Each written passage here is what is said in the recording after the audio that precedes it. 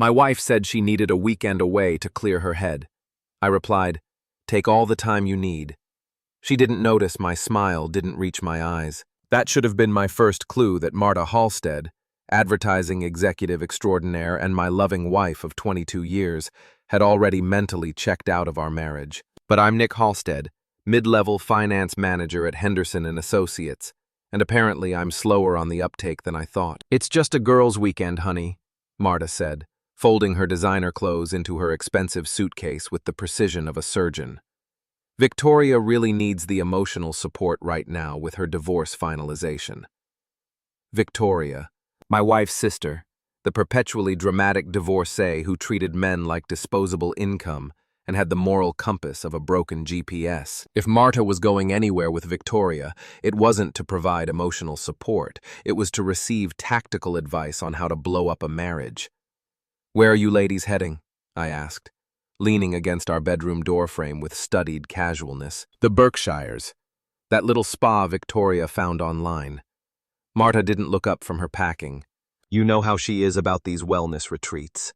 I knew exactly how Victoria was about everything, entitled, manipulative, and convinced the world owed her whatever she wanted. What I didn't know yet was how much my wife had learned from her sister's playbook. "Sounds relaxing," I said. "You deserve it after that big campaign launch." That earned me a genuine smile, the first one I'd seen in weeks.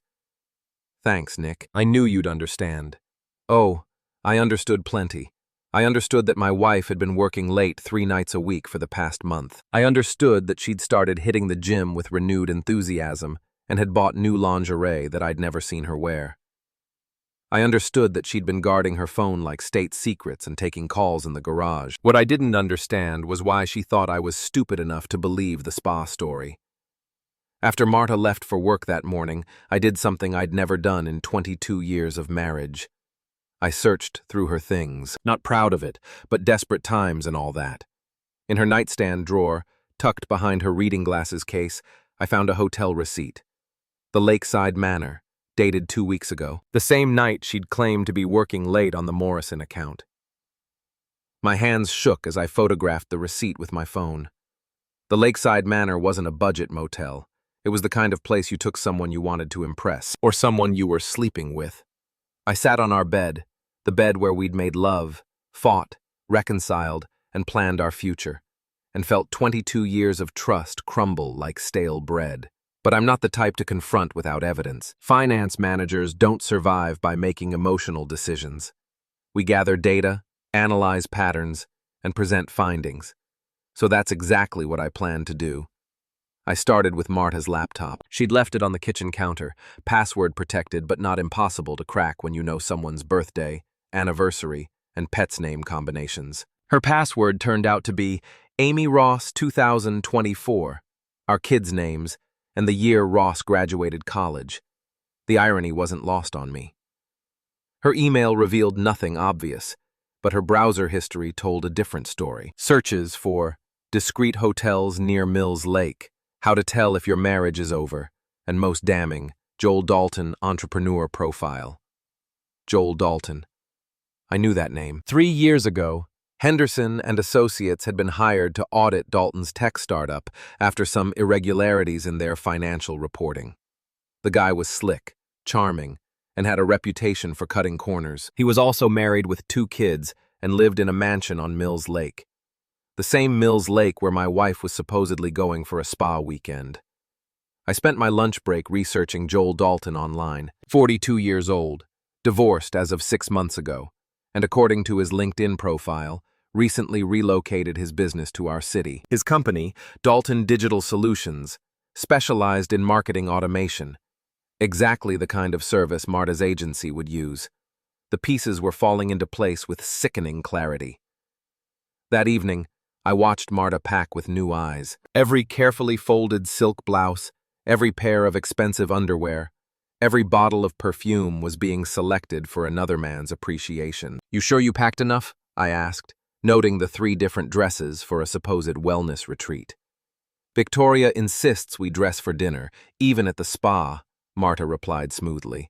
"You know how she is. I did know how Victoria was. She was exactly the type to help her sister plan an affair and call it self-care. As Marta zipped up her suitcase, I made my decision. If my wife wanted to play games, I could play too. But I'd be playing to win. "Have a wonderful time, sweetheart," I said, kissing her forehead with genuine affection. "You deserve all the happiness in the world." She hugged me tight, and for a moment, I felt her hesitate. Maybe there was still a part of her that remembered what we used to mean to each other.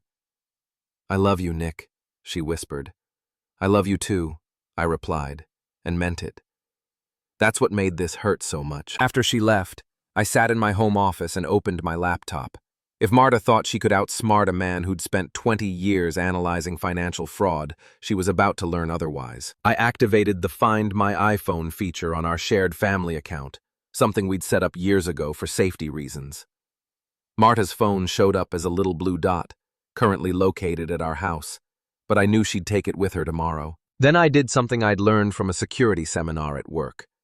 I logged into our cell phone account and set up text message forwarding from Marta's phone to an old device I kept in my desk drawer. Technically legal since I was the account holder, and definitely useful for gathering evidence. Finally, I called my old friend Clint Morrison, who ran a garage downtown and owed me a favor from when I'd helped him with his tax problems. "Nick, how's married life treating you?" "That's actually why I'm calling," I said. "I need some technical assistance, and I need it to stay between us." "Uh-oh, this sounds like wife trouble. The worst kind. Can you meet me tomorrow morning? I'll explain everything then. You got it, buddy. Whatever you need." As I hung up, I felt something I hadn't experienced in months, a sense of purpose. For too long, I'd been the passive husband, trusting and supportive, while my wife planned her exit strategy. Starting tomorrow, I was going to take control of my own story. I poured myself a scotch and sat in my leather chair, looking out at the backyard where Marta and I had hosted countless barbecues, where our kids had played, where we'd planned to grow old together. "Enjoy your spa weekend, darling," I said to the empty room. "I hope it's everything you've been dreaming of."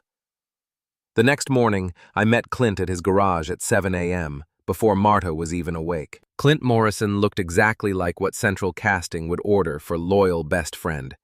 Flannel shirt, work boots, and hands that could fix anything mechanical or electronic. "So what's the situation?" he asked, wiping his hands on a rag that had seen better decades.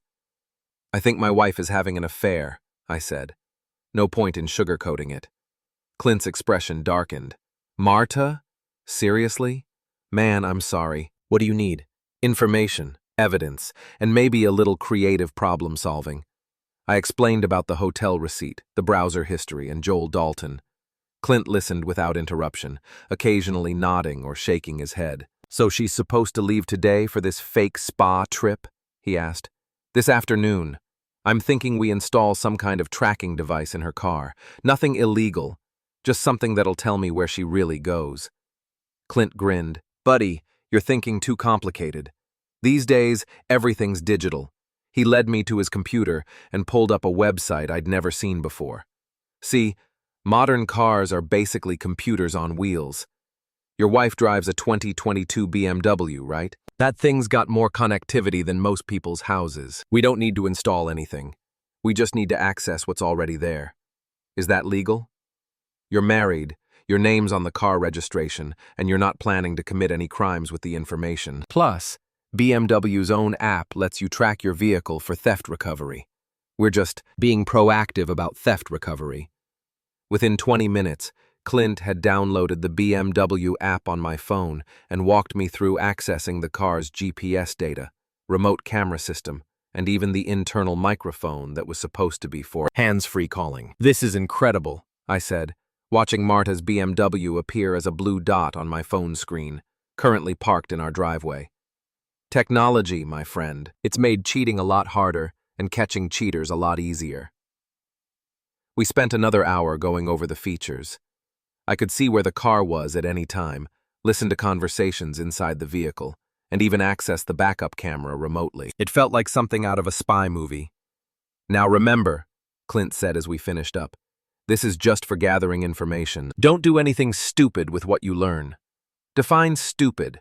Anything that'll get you arrested or divorced in a way that costs you half your assets.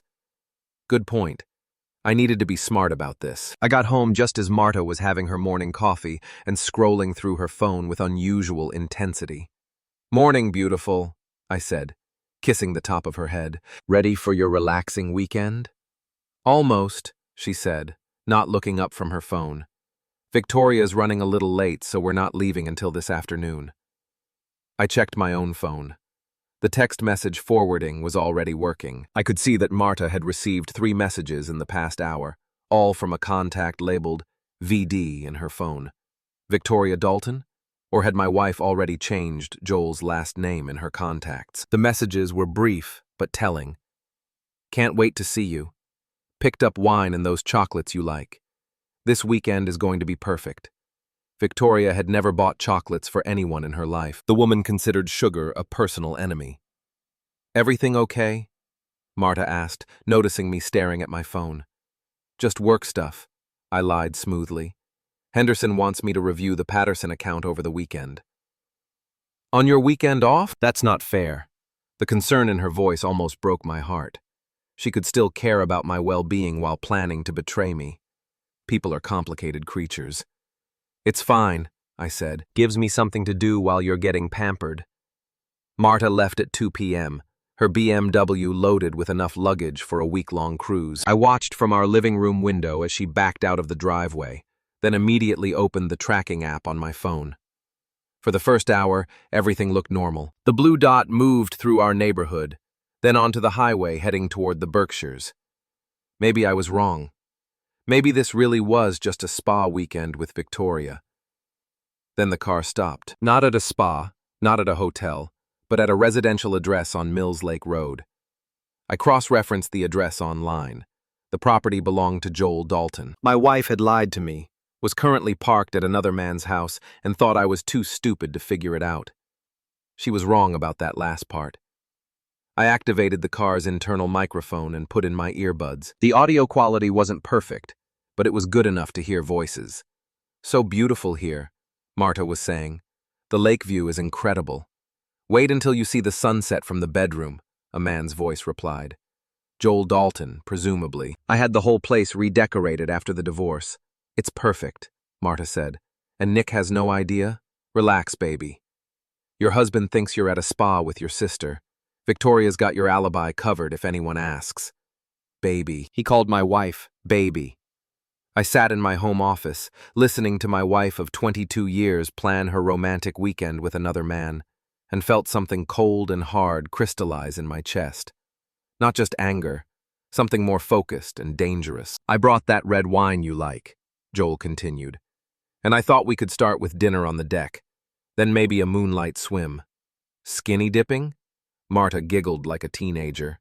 "If you're feeling adventurous." I'd heard enough. I turned off the audio and sat back in my chair, processing what I'd learned. My wife wasn't just having an affair, she was having a full-blown romantic relationship, complete with pet names and shared preferences and future plans. The question was, what was I going to do about it? I could confront her directly, but that would just lead to denials, gaslighting, and a messy divorce where she'd claim I was controlling and paranoid. I could hire a private investigator, but I already had better surveillance than any PI could provide. Or I could be strategic about this, gather more evidence, understand the full scope of the betrayal, and then decide how to respond. I opened my laptop and started a new document titled Weekend Documentation. If Marta wanted to play games, I'd document every move. And when the time came for consequences, I'd be ready. The BMW's GPS showed that the car hadn't moved from Joel's driveway. I checked the time, 4:30 p.m. They were probably having drinks on that deck he'd mentioned, planning their evening of romance. My phone buzzed with a text from Marta. "Made it safely. The spa is gorgeous. Love you." I stared at the message for a long moment, then typed back, "Love you too. Have fun and relax." But I was done relaxing. It was time to start planning. By Sunday evening, I had enough evidence to destroy my marriage and Joel Dalton's reputation. The question was whether I wanted to use it. I'd spent the weekend listening to fragments of conversation, tracking the BMW's movements around Mills Lake, and documenting everything in my growing file. Marta and Joel had gone to dinner at an expensive restaurant, spent Saturday morning in bed. I'd turned off the audio for that part. I'm not a masochist.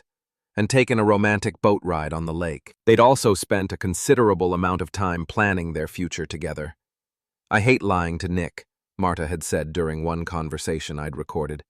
He's a good man. He doesn't deserve this. Then why are you doing it? Joel had asked. Because I'm not happy. I haven't been happy in years. I feel like I'm suffocating in that house, with that life. You make me feel alive again. So leave him. It's not that simple. The kids, the finances, the house, Nick handles all of that. I don't even know what we have in savings. I can take care of you, Joel had said. Money's not a problem for me. I know, but I need to be smart about this. Victoria says I should document everything, make it look like Nick is controlling or abusive. That way I get a better settlement. That conversation had been the turning point for me. I could forgive an affair. People fall out of love, find new connections, make mistakes. But planning to falsely accuse me of abuse to steal half our assets? That crossed a line I didn't know existed. Victoria wasn't just enabling this affair. She was orchestrating a systematic destruction of my life. Marta came home Sunday evening glowing with what she claimed was spa relaxation. She hugged me tight, told me she'd missed me, and showed me a bag of expensive bath products that were supposedly from the wellness center's gift shop. I checked the receipts later. They were from a boutique in Mills Lake, purchased while the BMW was parked at Joel's house. You look refreshed, I said over dinner. Victoria must have found a great place. It was exactly what I needed, Marta replied. Sometimes you just need to get away from your regular life and remember who you are. And who are you? I asked. She looked at me strangely. What do you mean? You said you remembered who you are. I'm curious what you discovered. Just that I'm more than just a wife and mother, you know. I'm my own person, with my own dreams and desires. You've always been your own person, Marta. I've never tried to stop you from pursuing your dreams. I know that, she said quickly. I didn't mean it like that. I just meant... Never mind. It's hard to explain. But I understood perfectly. She'd discovered that she was the kind of person who could lie to her husband's face while planning to destroy his life. That was quite a revelation. Over the next week, I watched my wife with new eyes. She was more attentive than she'd been in months, more affectionate, more interested in my day and my feelings. The guilt was eating at her, and she was overcompensating. She was also texting constantly with VD and taking mysterious phone calls in the garage. On Wednesday, I decided to test her honesty. I ran into Jim Patterson at lunch today, I said. Jim Patterson was a client who lived near Mills Lake. He mentioned seeing a BMW like yours in his neighborhood over the weekend. Thought maybe you'd gotten lost looking for your spa. Marta's face went pale, then flushed red. Really? That's weird. We didn't drive anywhere near there. That's what I told him. Must have been someone else's car. Must have been, she agreed, but her hands were shaking as she reached for her wine glass. I felt bad about the test, but I needed to confirm what I already knew. She would lie directly to my face without hesitation. Thursday evening, everything changed. I was in my office, reviewing the Patterson account that I'd actually been working on, when I heard Marta on the phone in the kitchen.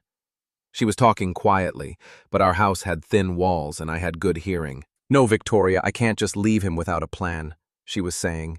He's not stupid. He'll figure out something's wrong. A pause while Victoria responded. I know you think I'm being too careful, but Nick handles all our finances. If I don't do this right, I could end up with nothing. Another pause. What do you mean, make him look bad? I'm not going to lie about abuse, Victoria. That's going too far. My blood ran cold.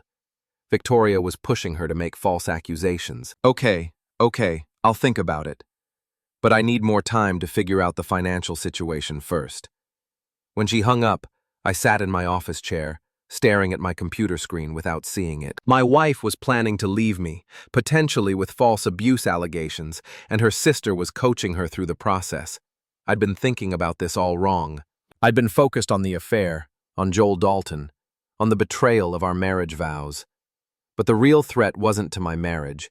It was to my entire life. If Marta followed Victoria's advice, I could lose my house, my savings, my reputation, and potentially my relationship with my children. False abuse allegations would follow me forever, affecting my career, my friendships, my future relationships. This wasn't just about a cheating wife anymore. This was about survival. I opened my laptop and started researching divorce law, asset protection, and defamation. If Marta and Victoria wanted to play hardball, I needed to understand the rules of the game. But first, I needed more information. I needed to know exactly what they were planning and when they planned to do it. I picked up my phone and called Clint. "I need another favor," I said when he answered. "What kind of favor?" "The kind that requires your electronic expertise and absolute discretion." "Uh-oh, what did you find out?"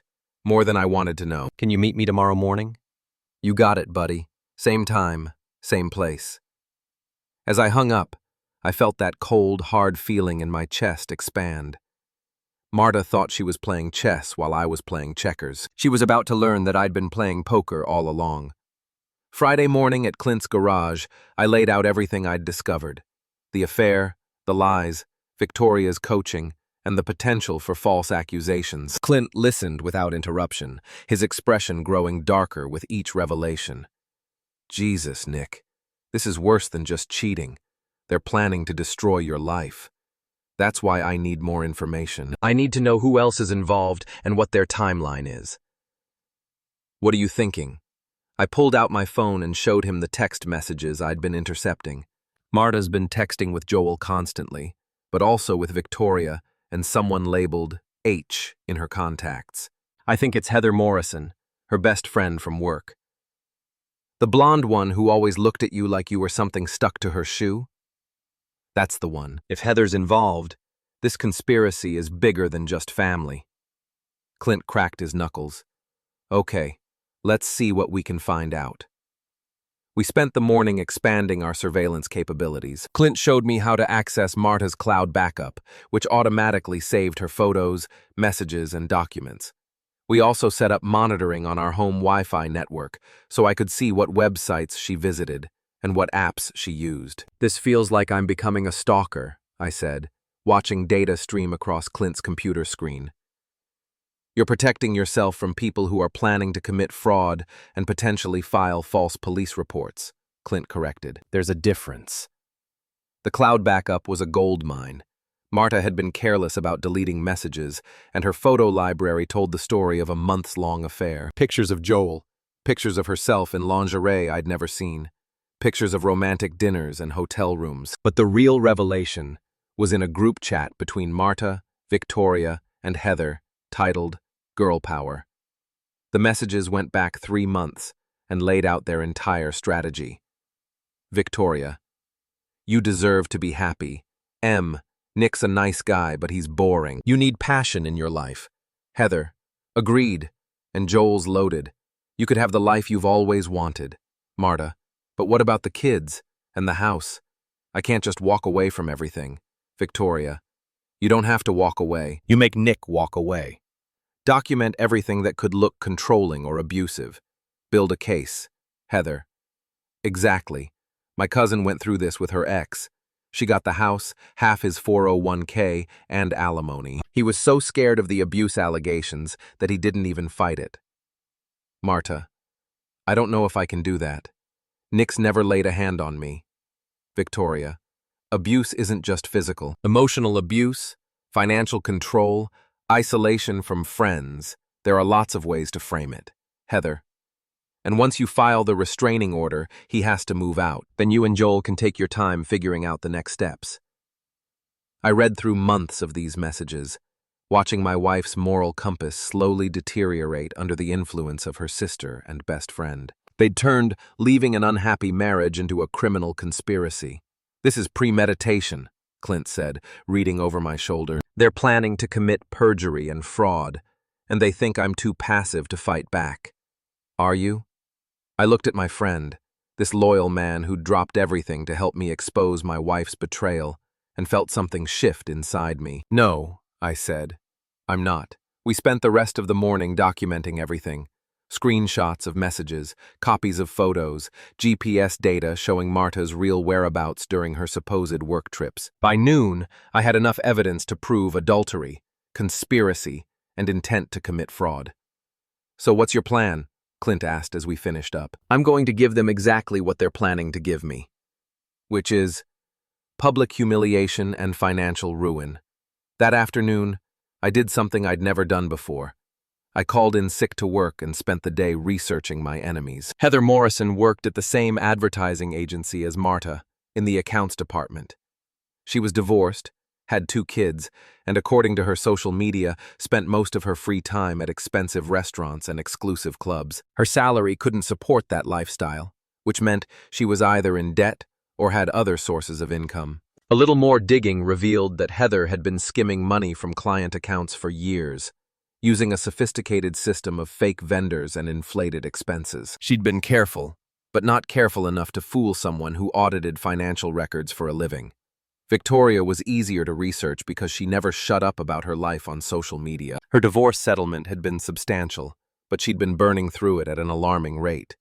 Designer clothes, expensive trips, a high-end condo she couldn't really afford. She was probably 6 months away from bankruptcy, which explained why she was so eager to help Marta secure a profitable divorce.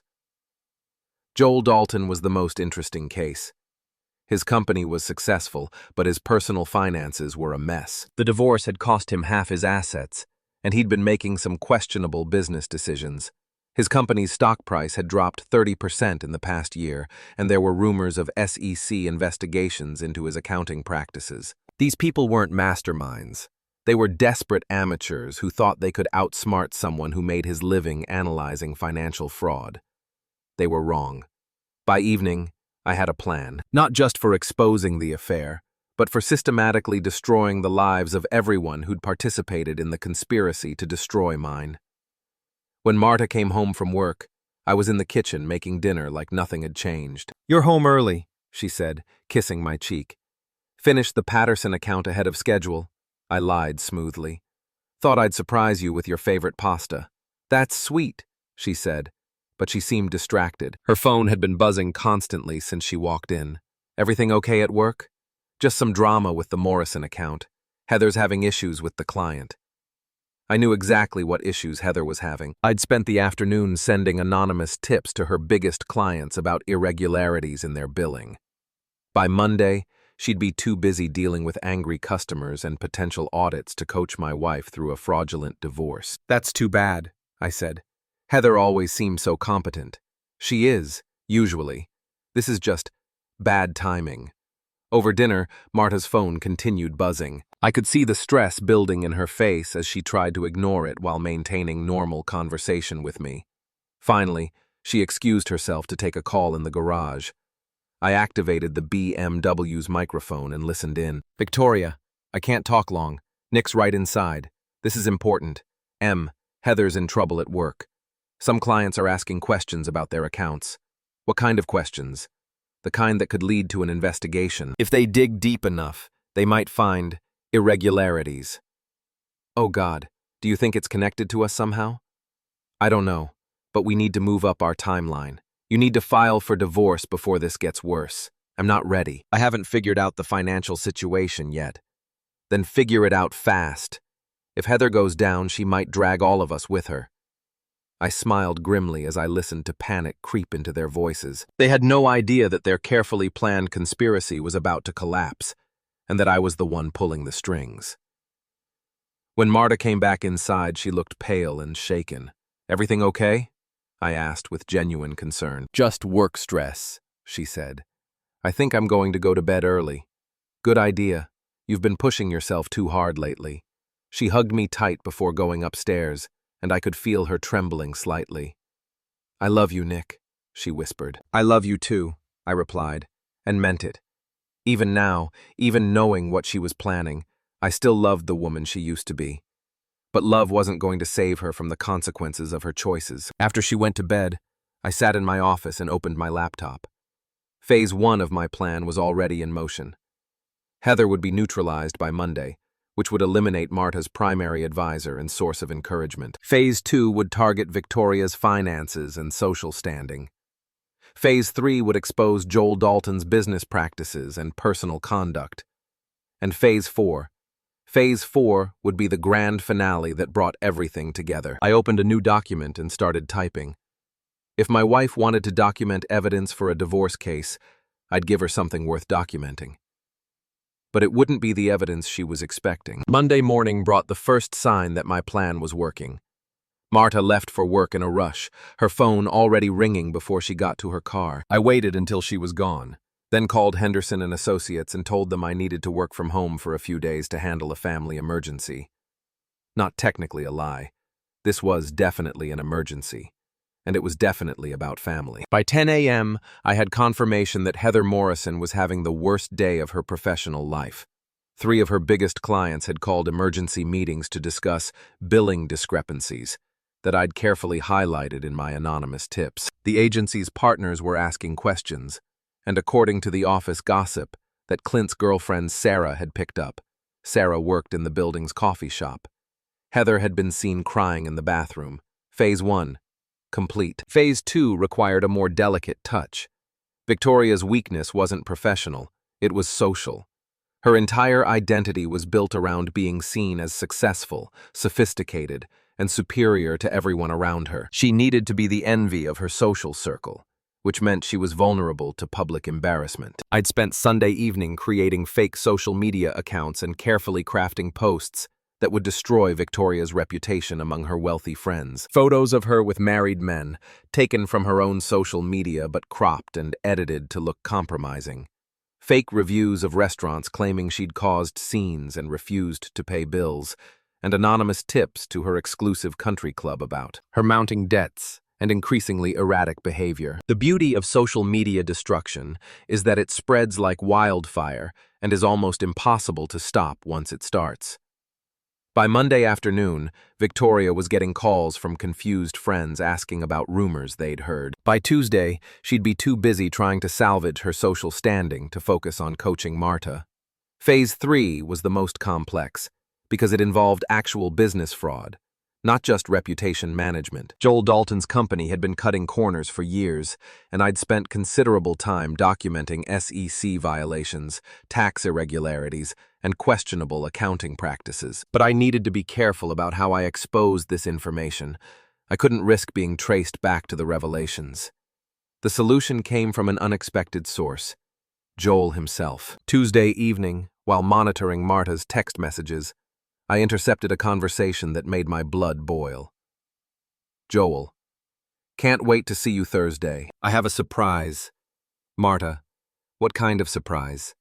Joel: let's just say it involves a ring and a certain question I've been wanting to ask. Marta: Joel, are you serious? Joel: dead serious. I love you, Em. I want to spend my life with you. Marta: but I'm still married. Joel: not for much longer if we stick to the plan.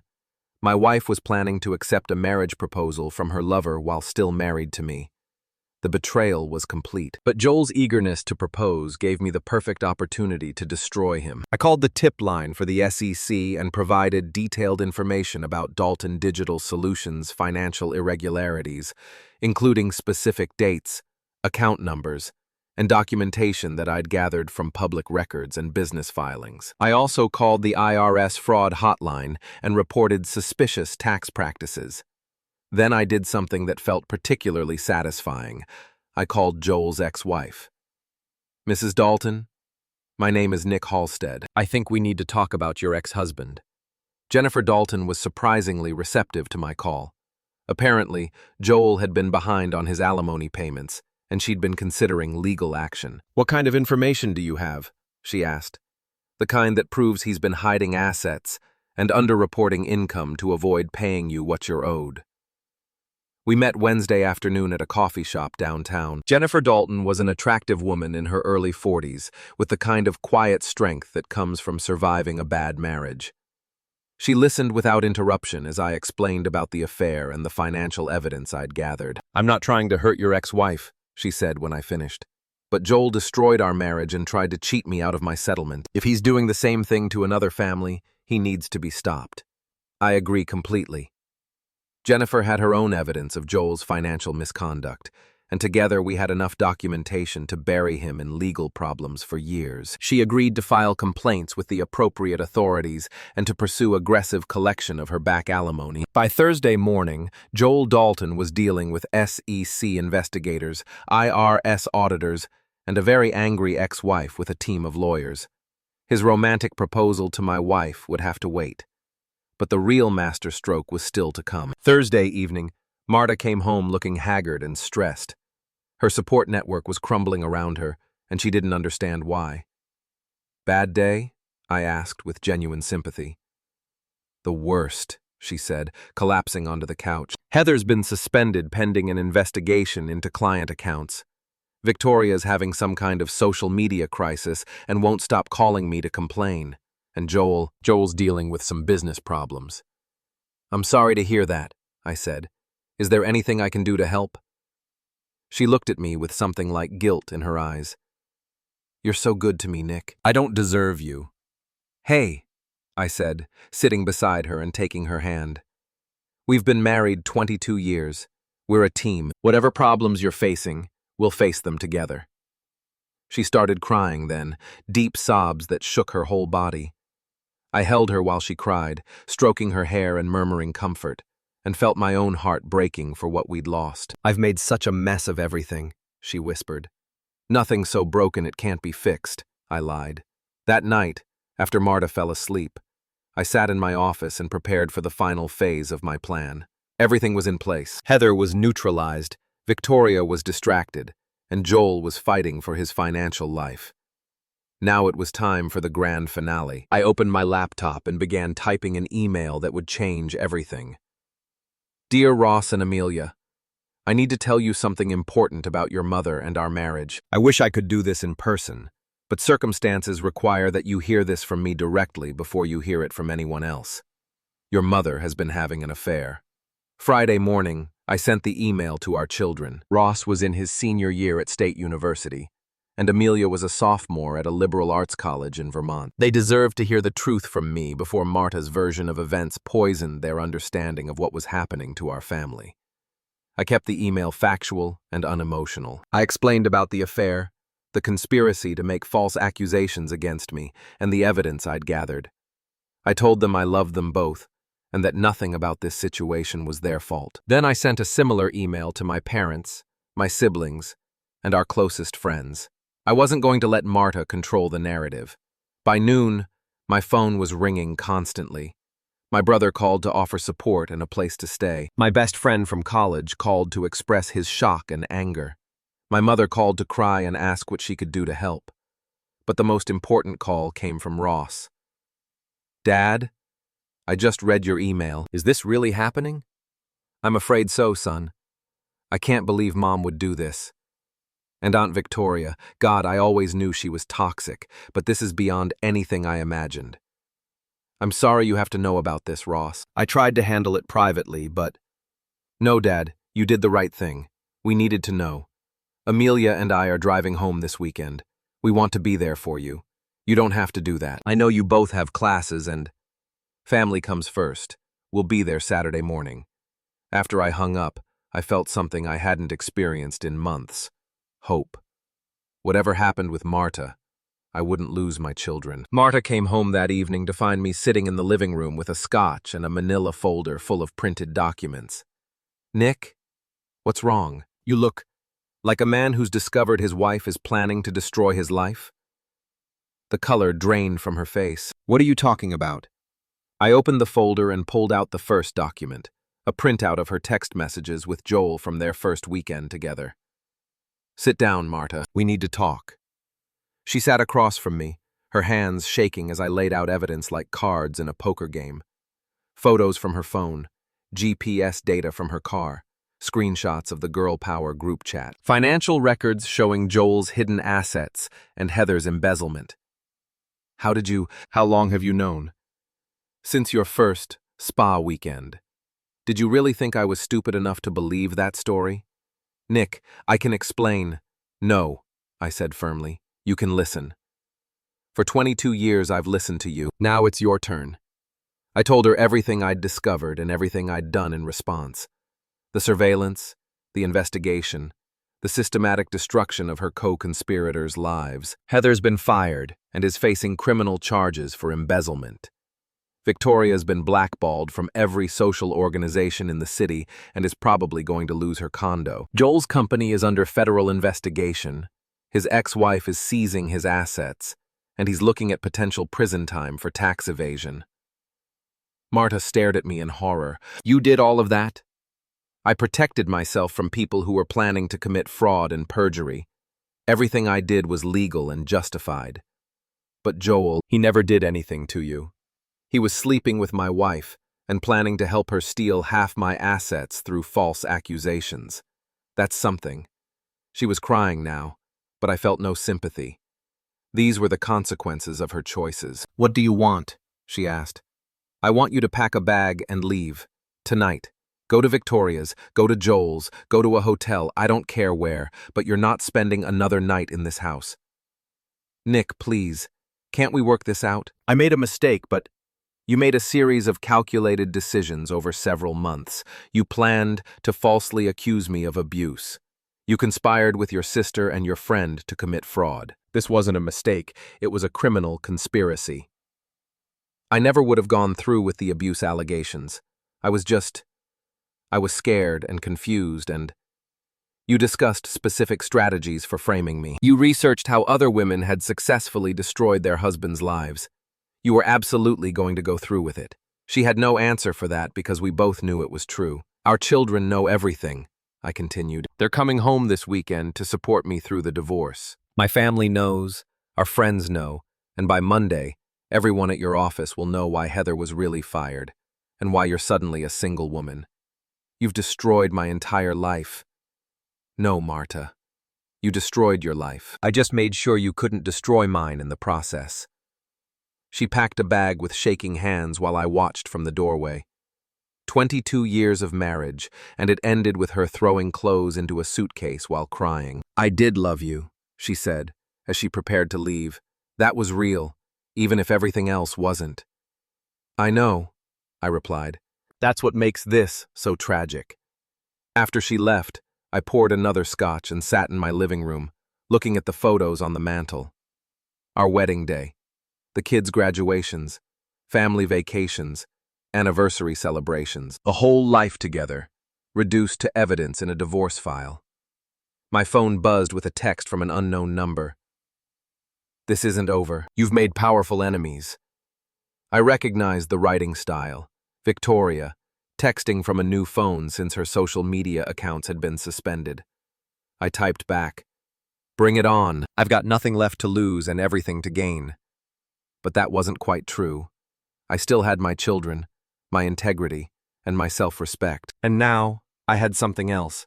The satisfaction of knowing that I'd fought back against people who thought they could destroy me with impunity. Saturday morning, Ross and Amelia arrived home to find me making pancakes in the kitchen, the same breakfast I'd made for them every weekend when they were children. "How are you doing, Dad?" Amelia asked, hugging me tight. "Better than I expected," I said honestly. "It helps knowing you both understand what really happened." "We can't believe Mom did this," Ross said. "And Aunt Victoria, she's always been manipulative. But this is evil. People do terrible things when they're desperate or selfish," I said. "The important thing is that we don't let their choices destroy our family." We spent the weekend talking, crying, and planning for the future. The kids were angry at their mother but committed to maintaining relationships with both parents. They were disgusted by Victoria's role in the conspiracy and wanted nothing to do with her going forward. Sunday evening, as we were finishing dinner, my phone rang. The caller ID showed Marta's number. "Dad, don't answer it," Amelia said. "It's okay," I said. "I can handle your mother." "Nick?" Marta's voice was small and broken. "Can we please talk? I'm at Victoria's, and everything is falling apart. Joel won't return my calls, Heather's been arrested, and Victoria blames me for ruining her life." "I'm sorry to hear that," I said, and meant it. I took no pleasure in her suffering. "I know I have no right to ask, but is there any chance we could try counseling? Could we try to save our marriage?" I looked at my children, both of whom were shaking their heads emphatically. "No, Marta. Too much has happened. Too much trust has been broken. I'll be filing for divorce on Monday. But I love you. I know I made mistakes, but I love you. Love isn't enough anymore. You chose Joel and Victoria and Heather over our marriage. You chose lies and manipulation and fraud over honesty and trust. Those choices have consequences. Please, Nick, I'm begging you. The time for begging was before you started planning to destroy my life. Now it's too late. I hung up and turned off my phone. That was harsh, Ross said. That was necessary, I replied. Monday morning, I met with the best divorce attorney in the city. Thanks to the evidence I'd gathered, the case was straightforward. Adultery, abandonment, and attempted fraud gave me grounds for a favorable settlement. Marta would get minimal alimony, no claim to my retirement accounts, and limited access to our shared assets. The house would be mine, along with custody arrangements that favored me, given her unstable living situation and criminal associations. This is one of the most well-documented cases I've ever seen, the attorney said. Your wife's legal team won't have much room to negotiate. Good. I want this finished quickly and decisively. 6 months later, the divorce was final. Marta had moved to another city to start over, away from the wreckage of her reputation and relationships. Joel Dalton was serving 18 months in federal prison for tax evasion. Heather Morrison had been convicted of embezzlement and was working at a retail job to pay restitution. Victoria had declared bankruptcy and moved in with a distant cousin in Florida. I kept the house, my retirement accounts, and my self-respect. More importantly, I kept my relationship with my children, who visited regularly and supported my decision to fight back against the conspiracy. On the anniversary of Marta's first spa weekend, I was sitting on my back deck with a good book and a better scotch when my phone rang. It was Jennifer Dalton. I wanted to thank you again, she said. The back alimony Joel was forced to pay has made all the difference for me and my kids.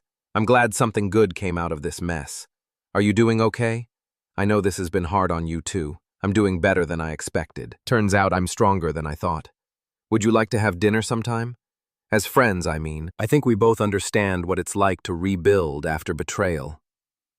I looked out at my backyard, at the space where Marta and I had planned to grow old together, and felt something I hadn't experienced in over a year. Curiosity about the future. I'd like that, I said. As I hung up, I realized that Marta had been right about one thing. Sometimes you need to get away from your regular life and remember who you are. I'd remembered that I was someone who fought back.